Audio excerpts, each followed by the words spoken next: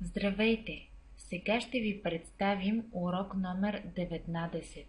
Сегашно време на глаголите съм и имам. Сегашно време на глаголът съм. Положителна форма. Аз съм ученик. Ти си ученик. Той е ученик. Тя е ученичка. Ние сме ученици. Вие сте ученици. Те са ученици. Въпросителна форма. Аз ученик ли съм? Ти ученик ли си? Той ученик ли е? Тя ученичка ли е? Ние ученици ли сме? Вие ученици ли сте? Те ученици ли са? Учтива форма. Вие сте ученици. Вие сте ученички. Вие ученик ли сте? Вие ученичка ли сте? Сегашно време на глаголът съм. Отрицателна форма. Аз не съм ученик. Ти не си ученик. Той не е ученик. Тя не е ученичка. Ние не сме ученици. Вие не сте ученици. Те не са ученици. Въпросително отрицателна форма. Аз не съм ли ученик? Ти не си ли ученик? Той не е ли ученик? Тя не е ли ученичка? Ние не сме ли ученици? Вие не сте ли ученици? Те не са ли ученици? Сегашно време на глаголът имам. Положителна форма. Аз имам учебник. Ти имаш учебник. Той има учебник. Тя има учебник. Ние имаме учебник. Вие имате учебник. Те имат учебник. Въпросителна форма. Аз имам ли учебник?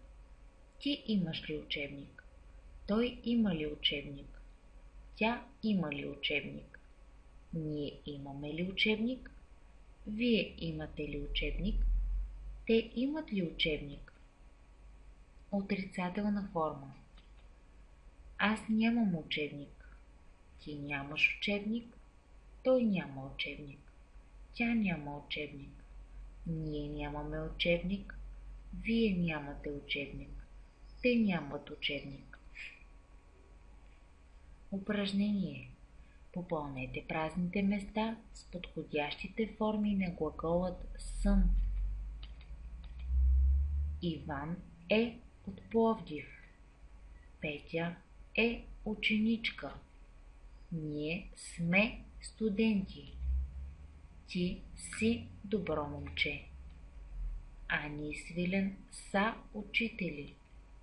Аз съм от България. Вие сте приятели. Упражнение. Образувайте изречения с форми на глаголът съм. Днес съм гладен. Вие ученик ли сте? Природата е красива. Какви са Петя и Ани? Свилен е от Бургас. Слънцето е жълто. Упражнение. Отговорете на въпросите с форми на глаголът имам. Ани и Петя, ние имаме кола.